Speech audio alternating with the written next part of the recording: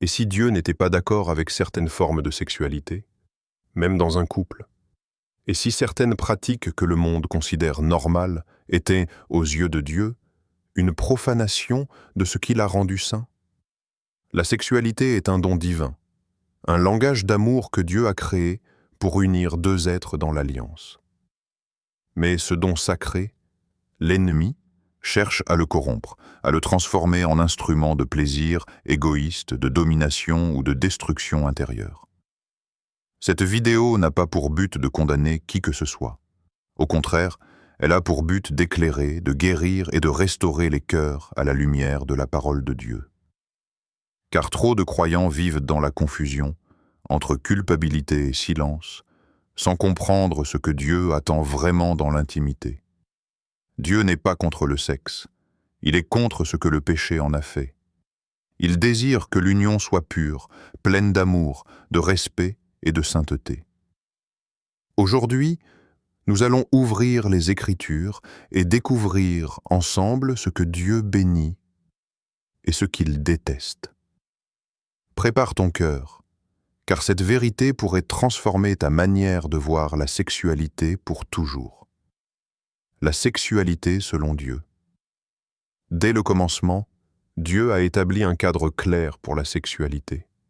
Dans Genèse 2:24, il est écrit « C'est pourquoi l'homme quittera son père et sa mère et s'attachera à sa femme, et ils deviendront une seule chair. » Ces mots révèlent la vision parfaite de Dieu, une union sacrée entre un homme et une femme, unis dans l'amour, la fidélité et la communion spirituelle. La sexualité n'est pas une invention humaine, c'est un don divin, un langage d'alliance. Contrairement à ce que certains pensent, Dieu ne considère pas le sexe comme quelque chose d'impur ou de honteux. C'est le péché, et non l'acte en lui-même qui a perverti sa beauté. Le sexe, dans le mariage, est une célébration de l'amour, de la confiance et de la vulnérabilité partagée. C'est un moment où deux âmes, deux corps et deux esprits se rejoignent sous le regard de Dieu. Mais dans ce don se cache aussi une responsabilité. Dieu veut que le sexe soit un acte d'amour et non de convoitise. Un acte de don et non de domination. Un acte d'unité et non d'exploitation. Lorsque la sexualité est vécue dans le respect mutuel, elle devient un reflet de l'alliance divine entre Christ et son Église, pure, fidèle et pleine de grâce. C'est pourquoi la sainteté ne s'arrête pas à la prière ou au jeûne. Elle touche aussi l'intimité. Dieu appelle ses enfants à vivre une sexualité sanctifiée, où chaque geste, chaque regard, chaque pensée est guidé par l'amour et la pureté. La sainteté dans l'intimité n'est pas une contrainte, mais une protection. Elle préserve l'âme, fortifie le couple et attire la présence de Dieu au cœur de la relation. Lorsque la sexualité est vécue selon la parole, elle ne détruit pas, elle guérit, elle n'éloigne pas, elle rapproche. Et surtout, elle glorifie Dieu, car elle devient un acte d'adoration dans le secret du couple. Quand la sexualité devient un piège, ce que Dieu a créé pour unir, le diable cherche à utiliser pour diviser. La sexualité, quand elle sort du cadre divin, devient une arme entre les mains de l'ennemi. Là où Dieu a voulu la pureté, Satan introduit la perversion. Là où Dieu a voulu l'amour, il sème la luxure. C'est ainsi que la pornographie, la fornication, l'adultère et les désirs impurs sont devenus des pièges puissants pour l'âme. Beaucoup de personnes aujourd'hui sont prisonnières d'une sexualité déformée. Elles cherchent à combler un vide intérieur, mais plus elles cèdent à la chair, plus ce vide s'agrandit. Le plaisir devient une dépendance, et la honte un compagnon silencieux. L'ennemi sait que le désir mal orienté peut détruire une destinée, anéantir une famille et refroidir une vie spirituelle. Il n'a pas besoin de t'ôter la foi. Il lui suffit de t'enchaîner dans la culpabilité. La luxure promet la liberté, mais elle enchaîne. La pornographie promet la satisfaction, mais elle crée la solitude. L'adultère promet la passion, mais il laisse derrière lui la ruine et les larmes. Chaque fois que nous détournons la sexualité de son but sacré, nous donnons accès à des forces spirituelles destructrices, confusion, vide émotionnel, rejet, perte d'identité, voire oppression spirituelle. Combien de jeunes ont perdu leur feu spirituel après avoir ouvert des portes à travers des pratiques impures? Combien de couples ont vu leur intimité se briser à cause de secrets inavoués? Ces histoires sont réelles. Derrière chaque acte charnel se cache souvent un cœur blessé, un besoin d'amour mal dirigé. Mais il est important de comprendre. Dieu ne rejette pas ceux qui tombent, il veut les libérer. Le piège de l'ennemi n'est pas irréversible. Ce que le diable a utilisé pour détruire, Dieu peut le transformer en témoignage. Mais pour être restauré, il faut d'abord reconnaître que la sexualité, quand elle est mal vécue, devient un poison pour l'âme. C'est pourquoi Dieu t'appelle à ouvrir les yeux. Ce qu'il veut pour toi, ce n'est pas la privation, mais la liberté véritable, celle d'un cœur pur, d'un esprit en paix et d'une intimité bénie par sa présence. Ce genre de sexe que Dieu déteste. La Bible ne garde pas le silence sur la sexualité. Elle parle avec clarté, vérité et amour. Dans Romains 1, 24 à 27, l'apôtre Paul décrit comment les hommes ont abandonné la pureté du plan de Dieu pour suivre des passions déshonorantes. En choisissant de satisfaire leurs désirs plutôt que d'honorer le Créateur, ils ont transformé ce qui était saint en source de corruption. Hébreux 13,4 déclare « Que le mariage soit honoré de tous, et le lit conjugal exempt de souillure. Car Dieu jugera les impudiques et les adultères. » Dieu déteste tout ce qui défigure son dessein pour l'amour. Il n'a jamais voulu que la sexualité soit un terrain de manipulation, de domination ou de convoitise. Le sexe sans amour, pratiqué pour combler un vide ou pour prouver sa valeur, attriste le cœur de Dieu. Il hait le sexe utilisé comme moyen de contrôle, de violence ou d'humiliation. Chaque fois que l'intimité devient un champ de bataille pour l'ego, elle perd sa beauté spirituelle. Le monde dit « Fais ce que tu veux, tant que tu prends du plaisir. » Mais Dieu dit « Fais ce qui est saint, et tu connaîtras la vraie joie. » Il y a une grande différence entre le plaisir charnel et l'intimité spirituelle. Le plaisir charnel cherche à consommer, à posséder, à utiliser. L'intimité spirituelle cherche à donner, à aimer, à élever. Dans la première, le corps domine. Dans la seconde, l'esprit conduit. Quand deux personnes s'unissent sans alliance, sans engagement ni respect du plan divin, elles échangent bien plus que des gestes. Elles unissent leurs âmes, leurs blessures, leurs fardeaux. 1 Corinthiens 6, 18 à 20 nous avertit. « Fuyez l'impudicité. Ne savez-vous pas que votre corps est le temple du Saint-Esprit ? En d'autres mots, Dieu veut te rappeler que ton corps n'est pas un terrain d'expérimentation, mais un sanctuaire. Dieu déteste aussi l'idolâtrie du corps, cette recherche de la performance, du plaisir extrême, de l'image parfaite.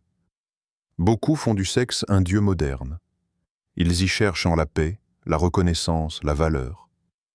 Mais aucun plaisir charnel ne peut combler ce que seul l'amour divin peut remplir. Ce que Dieu condamne, ce n'est pas l'acte en lui-même, mais la perversion du cœur qui le motive.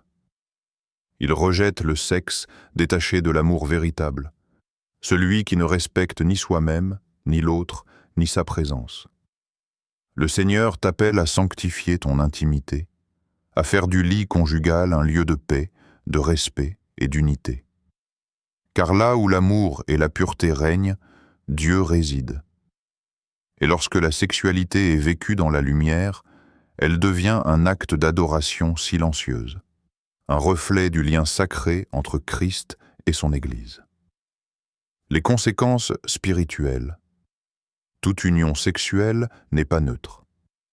Ce qui se passe dans le corps a toujours une répercussion dans l'âme et dans l'esprit.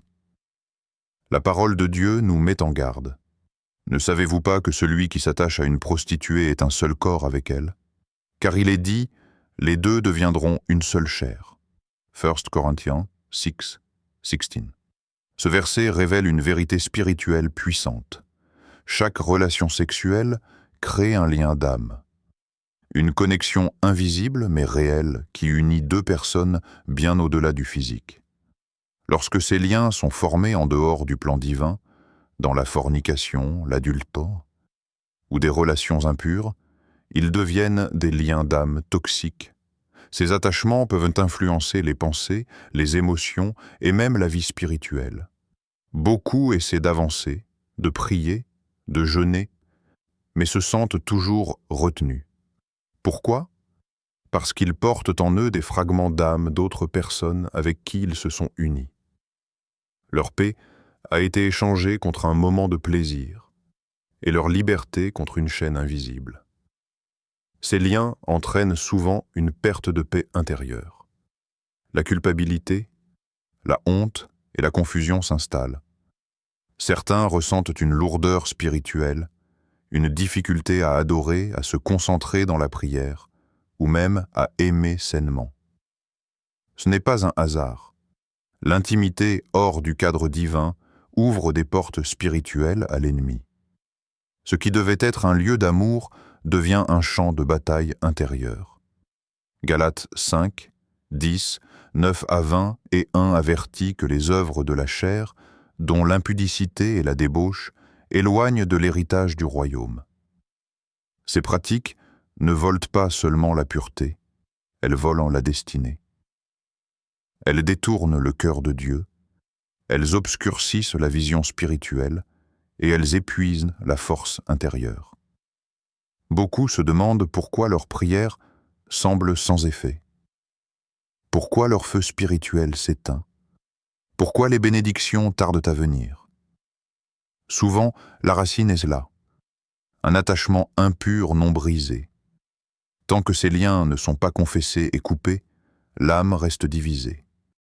Mais la bonne nouvelle, c'est que Dieu libère encore aujourd'hui. Ce que les chaînes de la chair ont lié, le sang de Jésus peut le rompre. Dieu ne te condamne pas, il t'appelle à la liberté. Il veut restaurer ton âme, purifier ton cœur et te rendre cette paix que le péché t'a volée. Le pardon et la restauration. La bonne nouvelle, c'est que Dieu ne rejette pas ceux qui tombent. Il les relève. Là où l'homme condamne, Dieu restaure. Là où la honte écrase, sa grâce libère. Peu importe ce que tu as fait, peu importe combien de fois tu es tombé, il n'existe aucun péché que le sang de Jésus ne puisse effacer. Dieu n'est pas venu pour les parfaits, mais pour ceux qui ont besoin de guérison. Le roi David lui-même, après être tombé dans l'adultère et le mensonge, a crié à Dieu dans le psaume 51. « Ô Dieu, crée en moi un cœur pur, renouvelle en moi un esprit bien disposé.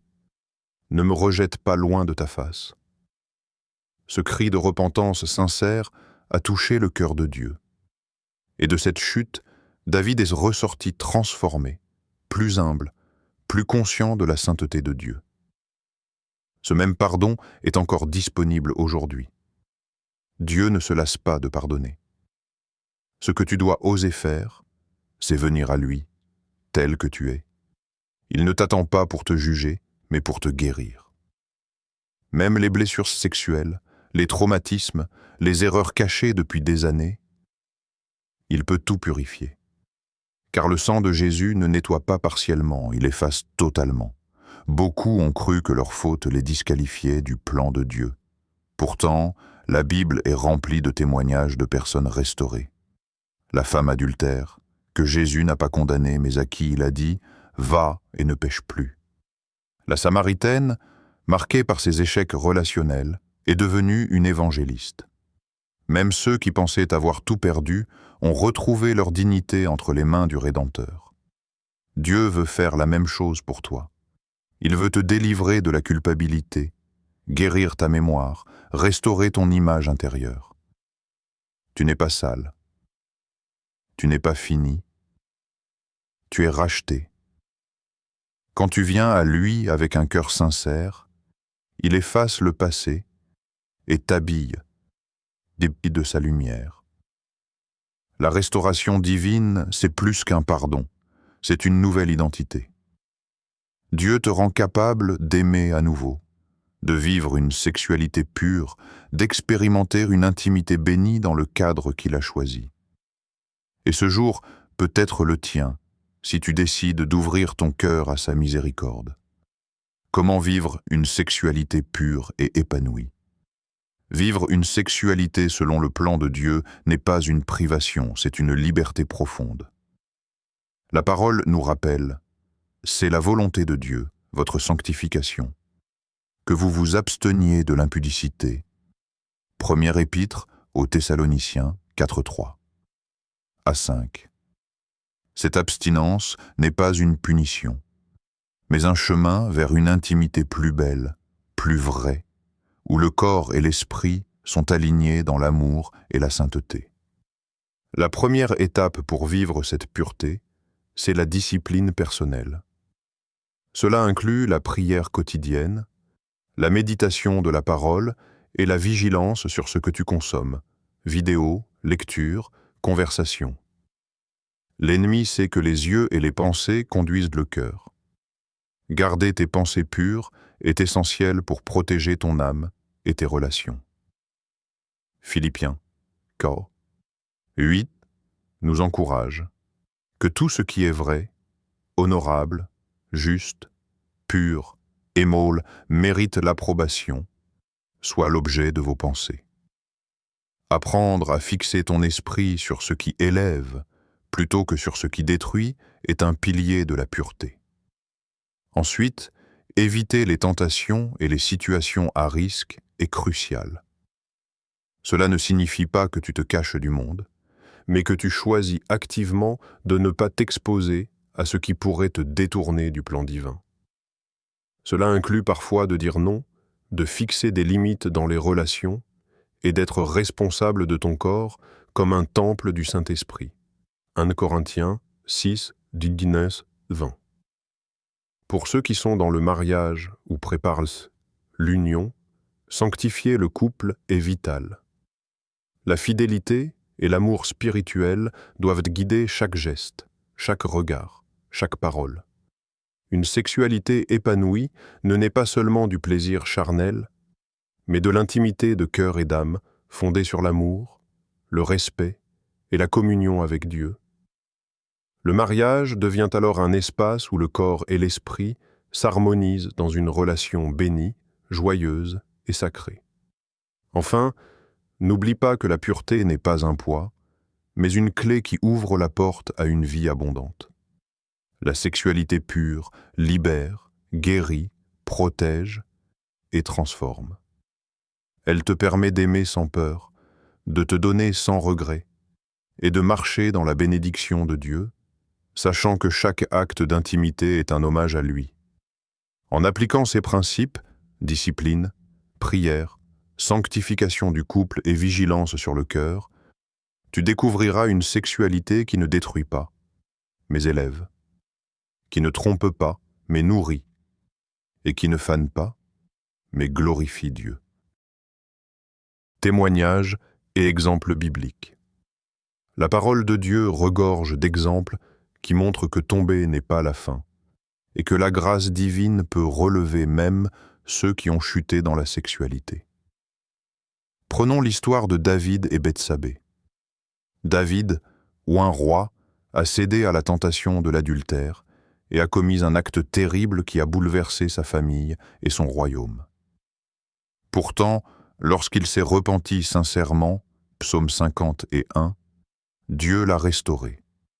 De sa chute est née une nouvelle profondeur de relation avec le Seigneur, et il est devenu un homme selon le cœur de Dieu. Cela nous montre que la repentance ouvre la porte à la restauration, peu importe l'ampleur de l'erreur. Un autre exemple puissant est la femme adultère dans Jean 8. Alors qu'elle était prise en flagrant délit et que la loi humaine appelait à la condamnation, Jésus s'est approché et a dit « Moi non plus, je ne te condamne pas. Va, et ne pêche plus. » Dieu ne vient pas pour humilier ou détruire, mais pour relever et redonner une nouvelle chance à ceux qui veulent changer. Ensuite, il y a Joseph et la tentation de la femme de Potiphar, Genèse 39. Bien qu'il ait été seul et confronté à une forte pression, Joseph a choisi la fidélité et l'obéissance à Dieu plutôt que le plaisir immédiat. Sa maîtrise lui a permis non seulement de rester pur, mais aussi d'être élevé à une position de gloire et d'influence. Joseph montre que la discipline dans la sexualité est un chemin vers la bénédiction. Ces histoires bibliques illustrent une vérité fondamentale. Dieu peut élever ceux qui ont chuté. Ce n'est pas le passé qui détermine l'avenir, mais la manière dont tu réponds à la grâce aujourd'hui. Même si tu as connu des échecs dans ton intimité, Dieu peut transformer tes erreurs en témoignages, ta douleur en force, et ta chute en marche vers sa gloire. Chaque témoignage biblique nous rappelle que la restauration est toujours possible, et que le plan de Dieu pour ta vie est plus grand que tes fautes passées. Le Seigneur n'abandonne jamais ceux qui se tournent vers lui avec un cœur sincère. Dieu ne veut pas que tu restes esclave des erreurs passées. Il offre la liberté par le Saint-Esprit, capable de briser toutes les chaînes et de purifier ton cœur. Là où tu as été lié par des relations impures, des désirs incontrôlés ou la culpabilité, Dieu peut intervenir pour te restaurer totalement. La puissance du Saint-Esprit transforme ce qui semblait irréversible en liberté et paix intérieure. Aujourd'hui, tu peux décider de rompre ces liens. Tu n'as pas besoin de honte ni de crainte, car Jésus est venu pour libérer les captifs. Ferme les yeux, ouvre ton cœur et prie avec sincérité. Seigneur, je viens à toi. Je confesse mes erreurs et mes attachements impurs. Purifie mon cœur, brise toute chaîne et restaure mon intimité avec toi. Je choisis de marcher dans la sainteté et de t'honorer dans mon corps et mon âme. Après cette prière, ressens la paix de Dieu remplir ton être. Il t'invite à placer la relation avec lui avant toute autre intimité humaine. Car la vraie satisfaction, la vraie joie et la véritable intimité ne se trouvent que dans l'union avec lui. Lorsque ton cœur est pleinement avec Dieu, chaque relation terrestre devient bénie, chaque lien devient pur, et ton corps devient un temple sacré. Ne remets pas cette décision à demain. Aujourd'hui est le jour de la délivrance. Laisse le Saint-Esprit agir, guérir ton passé et t'ouvrir à une vie de liberté et d'amour pur. Souviens-toi, ce que le péché a lié, Jésus peut le rompre. Ce que la chair a brisé, Dieu peut le restaurer. Vivre dans la sainteté n'est pas un fardeau. C'est une joie, une liberté et une protection. C'est marcher avec Dieu, sentir sa présence et expérimenter une intimité profonde et vraie à la fois avec lui et, le moment venu, avec ton conjoint. La sainteté libère, elle élève et elle attire la bénédiction divine sur ta vie. Aujourd'hui, je proclame une déclaration prophétique sur toi. Ce que l'ennemi a utilisé pour te détruire, Dieu va l'utiliser pour te glorifier. Ce qui a été brisé dans ton passé, Dieu va le réparer et en faire un témoignage puissant. Les blessures, les regrets et les chaînes sont transformés en force, en victoire et en lumière. Ne regarde plus en arrière, avec peur ou honte. Regarde devant toi avec espérance et confiance. Dieu marche à tes côtés, il a entendu tes prières, et il travaille déjà pour restaurer ce qui a été perdu. Laisse son amour purifier ton cœur, restaurer ton âme et renouveler ton esprit. La liberté est à portée de main, et la bénédiction divine t'attend. Souviens-toi, tu es aimé, tu es purifié, et ta vie peut glorifier Dieu comme jamais auparavant. Marche dans cette vérité et laisse la lumière de Dieu illuminer chaque aspect de ton intimité et de ton destin.